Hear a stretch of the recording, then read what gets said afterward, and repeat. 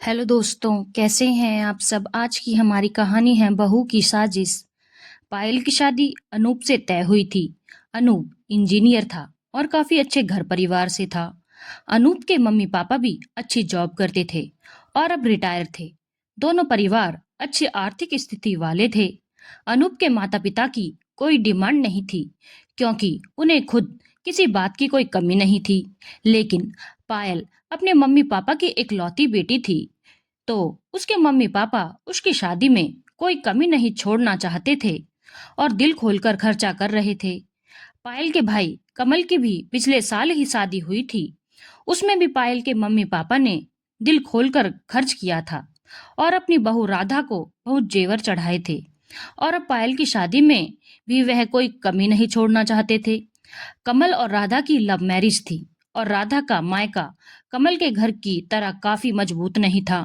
इसीलिए राधा के mummy papa ने शादी में राधा को काफी हल्के फुल्के जेवर चढ़ाए थे और साधारण ढंग से शादी की थी।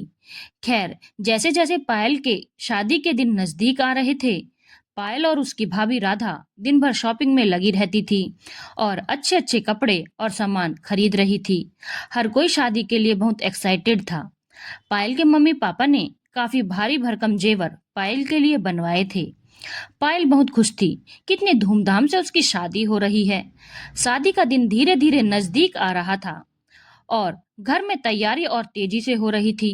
पायल के मम्मी पापा का कहना था कि मेरे एक ही बेटा और एक बेटी है।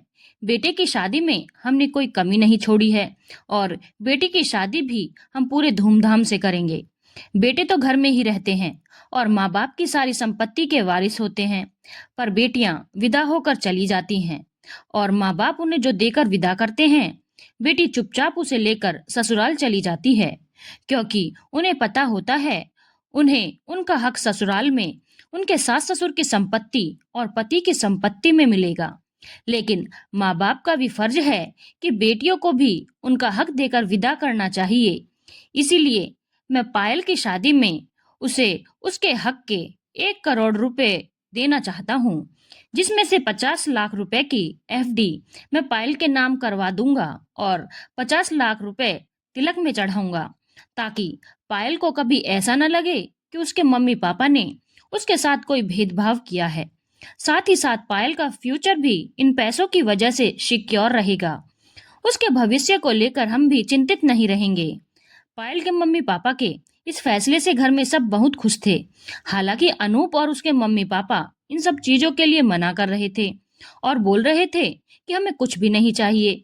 भगवान की दया से हमारे पास किसी चीज की कोई कमी नहीं है और हम वादा करते हैं आपकी पायल हमारे घर बहुत खुश रहेगी। लेकिन पायल के मम्मी पापा का कहना था, हमें पता है, लेकिन फिर भी हम अपनी खुशी से पायल को और अनूप को यह सब कुछ देना चाहते हैं, क्योंकि हमारी संपत्ति पर मेरी बेटी का भी कुछ हक तो बनता ही है। बाकी सब तो बेटे बहू के लिए ही है। और हंसी खुशी सब कुछ संपन्न हो रहा था। पायल के पापा ने 50 लाख रुपए की एफडी पायल के नाम पर करवा दी थी और 50 लाख रुपए घर में कैश लाकर रखे थे। अगले दिन पायल का तिलक जाने वाला था, जिसमें वह 50 लाख रुपए लेकर जाना था।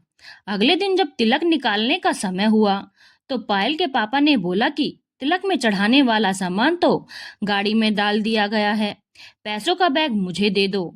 और जब पायल की मम्मी पैसों का बैग लेने के लिए गई, तो वह जोर जोर से चिल्लाने लगी, क्योंकि वहां पर पैसों का बैग नहीं था। पूरे घर में हल्ला मच गया कि घर से पूरे 50 लाख रुपए गायब हो गए हैं। पायल की मम्मी ने तुरंत पायल के लिए खरीदे गए जेवरों को खोजना शुरू किया, लेकिन पायल के सारे जेवर भी गायब थे।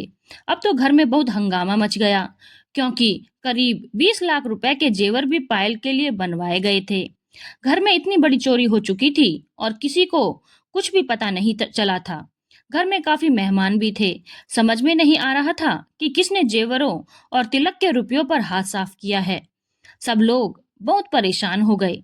सारे मेहमानों के मन में भी अजीब सा हो रहा था कि वह तो इस घर में मेहमान बनकर आए थे और घर में चोरी हो गई। वह भी शक के दायरे में होंगे। किसी को भी कुछ नहीं अच्छा लग रहा था। खैर, पुलिस को बात बताई गई और पुलिस ने अपनी जांच पड़ताल की, पर कुछ भी समझ में नहीं आ रहा था कि पैसों और जेवरों को किसने गायब किया है। तिलक का वक्त हो चुका था और तिलक जाना जरूरी था। पायल के मम्मी पापा ने फोन करके अनूप के घर वालों को सारी बात बता दी थी और उन्होंने बोला था, भाई साहब, यह तो बहुत गलत हुआ। आपके इतने पैसे और जेवरों का नुकसान हो गया। आप उसकी जांच पड़ताल करवाते रहिए, क्योंकि बहुत बड़ी रकम गायब हुई है। लेकिन अभी फिलहाल आप तिलक लेकर आइए, बिना किसी संकोच के। तिलक में आपका दिया हुआ 101 रुपया भी हमें स्वीकार होगा। पायल के पापा और भाई कमल और बाकी रिश्तेदार तिलक लेकर चले गए, लेकिन घर आने के बाद भी उसके पापा और भाई बहुत परेशान थे कि इतनी बड़ी रकम और जेवर कैसे गायब हो गए। पायल और राधा और मम्मी भी बहुत दुखी थी। कितनी अच्छी तैयारी चल रही थी पायल की शादी की, और उसके सारे जेवर ही गायब हो चुके थे। खैर, पुलिस अपना काम कर रही थी, लेकिन कोई सुराग नहीं मिल रहा था और पायल की शादी का वक्त आ चुका था। पायल के पापा ने अपनी काफी जमा पूंजी पायल की शादी में लगा दी थी, इसीलिए दोबारा से उतनी बड़ी रकम का इंतजाम करना आसान नहीं था। इसीलिए थोड़े बहुत जेवरों के साथ पायल को विदा कर दिया गया और पायल अपने ससुराल चली गई। पायल के ससुराल में भी उसके सास ससुर ने अपनी इकलौती बहू के लिए बहुत तैयारी की थी और उसे किसी बात की कोई कमी नहीं थी। पायल बहुत खुश थी, लेकिन उसके मन में भी यह दुख था कि उसकी शादी में इतना बड़ा नुकसान हो गया और वह उसके हक के जेवर और पैसे थे जो कि किसी ने बहुत चतुराई से गायब कर दिए। पर अब क्या किया जा सकता था। इसी तरह से वक्त बीत रहा था और धीरे धीरे करीब 2 साल का वक्त बीत गया, लेकिन अभी तक भी जेवर और पैसों के बारे में कुछ पता नहीं चला। और पायल उसके मम्मी पापा और भाई भाभी ने इसे अपना नसीब मानकर स्वीकार कर लिया। पायल के भाई कमल को कुछ दिनों के बाद एक बेटे की प्राप्ति हुई थी और उस उपलक्ष्य में एक पार्टी रखी गई थी, जिसमें पायल, उसके ससुराल वाले, राधा और उसके मायके वाले भी और साथ में बहुत सारे मेहमान भी आए थे। बहुत हंसी खुशी का माहौल था कि राधा के मम्मी पापा ने अपने समधी समधन से बोला, बहन जी, हम राधा की शादी में उतना कुछ नहीं कर पाए थे जितना हम करना चाहते थे, क्योंकि उस वक्त हमारी कुछ आर्थिक परेशानियां चल रही थी। लेकिन अब भगवान की दया से सब कुछ ठीक है और अब हम अपने बेटे, दामाद और नाती के लिए कुछ करना चाहते हैं।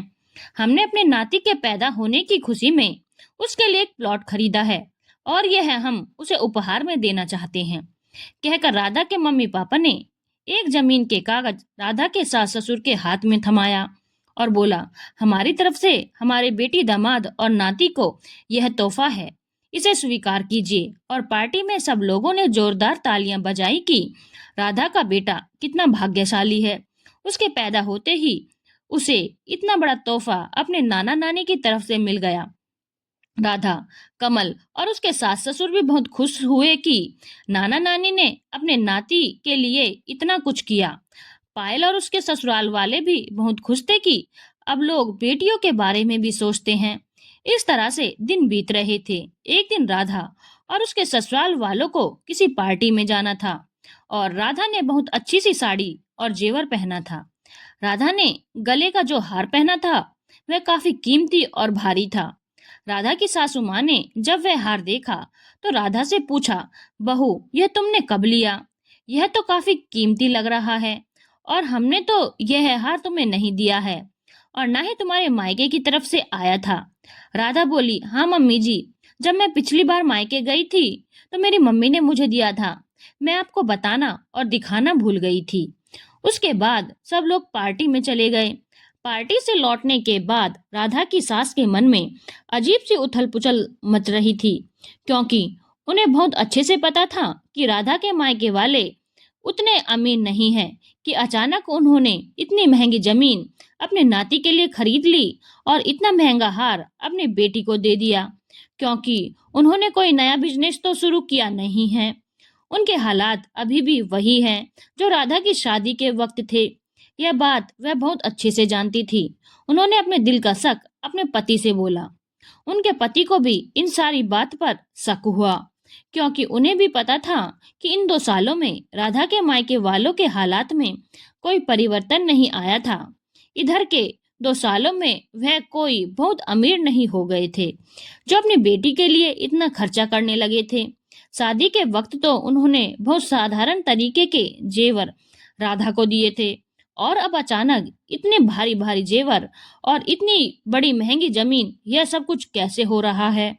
अब पायल के मम्मी पापा को धीरे धीरे लगने लगा कि हो ना हो उनके पैसे और जेवर राधा और उसके घर वालों के जरिए ही गायब किए गए हैं, क्योंकि एकाएक राधा के मायके वाले उसके ऊपर इतना मेहरबान कैसे हो गए। पर यह बात वह खुलकर अपने बेटे से नहीं कर सकते थे, क्योंकि इससे माँ बाप और बेटे का रिश्ता बिगड़ सकता था, और उसे लगता था मेरी बीवी पर मेरे माँ बाप को भरोसा नहीं है। इसीलिए उन्होंने सच्चाई सामने लाने के लिए दिमाग लगाना शुरू किया। अगले दिन राधा के मायके में इनकम टैक्स की रेड पड़ी, और इनकम टैक्स ऑफिसर ने राधा के मम्मी पापा से बोला, आपने इतनी महंगी जमीन खरीद कर अपने नाती को गिफ्ट में दी है, तो आपके पास उसे खरीदने के लिए पैसे कहाँ से आए?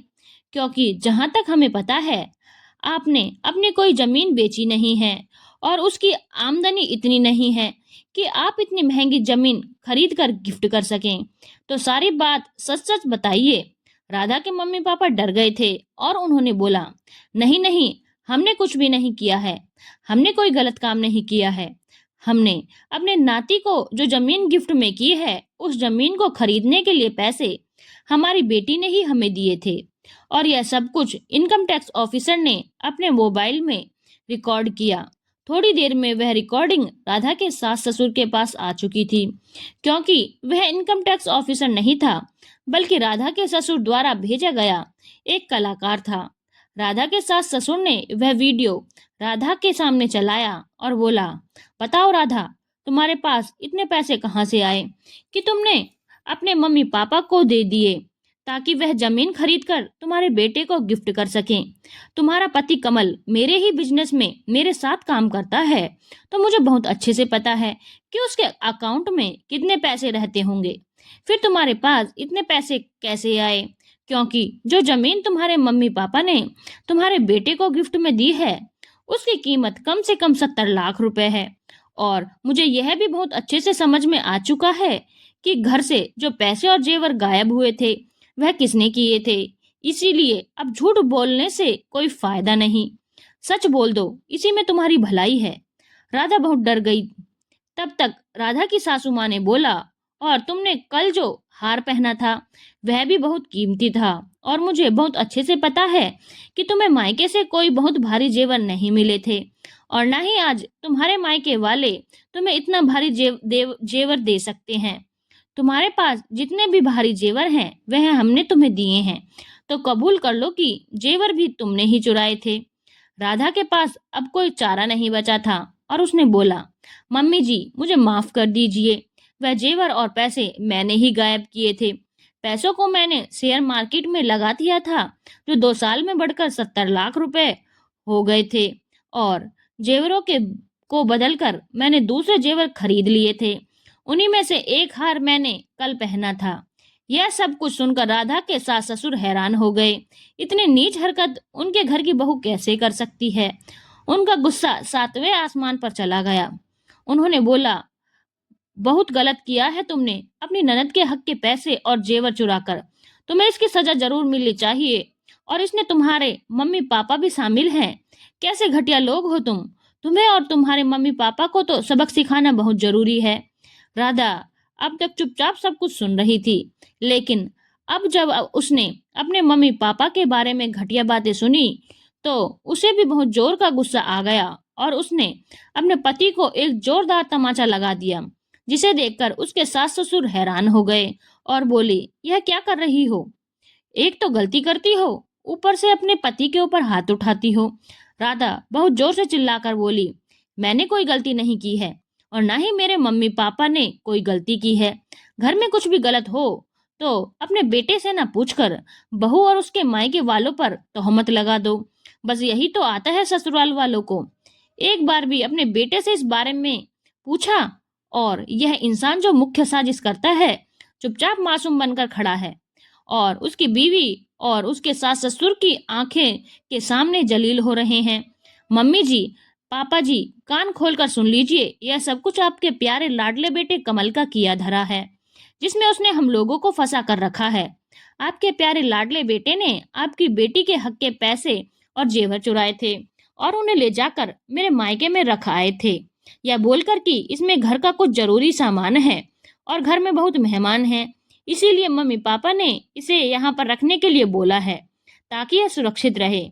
मेरे मम्मी पापा को कुछ पता भी नहीं था, लेकिन जब उन्हें यह पता चला कि घर से नगद और जेवर गायब हो चुके हैं, तो उन्हें सब समझ में आ गया और उन्होंने तुरंत मुझे फोन किया। मैंने जब आपके बेटे से इस बारे में पूछा, तो उसने बोला, अपने मम्मी पापा से बोल दो चुपचाप उस सामान को छुपा कर रख दें। अगर कुछ भी बात सामने आई तो तुम्हारा पति जेल चला जाएगा और तुम्हारी जिंदगी बर्बाद हो जाएगी। जो कुछ भी कर रहा हूँ तुम्हारे और अपने होने वाले बच्चों के लिए ही तो कर रहा हूँ।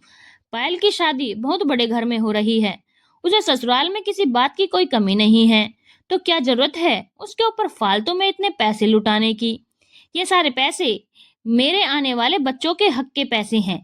मैं उसे पायल के साथ दूसरे घर में नहीं जाने दूंगा और इस पर सिर्फ और सिर्फ मेरा हक है। मैंने आपके बेटे को समझाने की बहुत कोशिश की थी कि वह ऐसा ना करे, क्योंकि हर एक माँ बाप अपनी बेटी को अपनी हैसियत के मुताबिक बराबर देकर विदा करते हैं। मेरे माँ बाप की जितनी हैसियत थी उन्होंने मुझे दिया और आपके माँ बाप की जितनी हैसियत है वह पायल को दे रहे हैं, लेकिन आपके प्यारे बेटे को कुछ भी लेना देना नहीं था। उसका कहना था वह अपने हक की संपत्ति में से कुछ भी अपनी बहन के घर नहीं जाने देगा।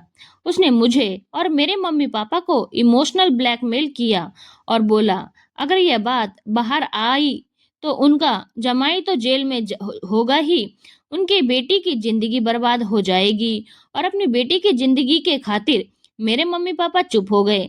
मैं भी अपने पति को बचाने के लिए शांत हो गई। कुछ दिनों बाद जब मामला शांत हो गया तो सारे पैसों को शेयर मार्केट में इन्वेस्ट कर दिया गया और जेवरों को बदलकर मेरे लिए दूसरे जेवर बनवा लिए गए। धीरे धीरे काफी वक्त बीत चुका था, इसीलिए फिर आपके प्यारे बेटे ने मेरे मम्मी पापा के ऊपर दबाव बनाना शुरू किया और उन्हें समझाया उन पैसों से एक जमीन खरीद कर अपने नाती को गिफ्ट कर दें, ताकि आपके बेटी दामाद के हक के पैसे आपके बेटी दामाद के पास आ जाएं। मेरे मम्मी पापा मेरी वजह से मजबूर थे और मैं आपके बेटे की वजह से।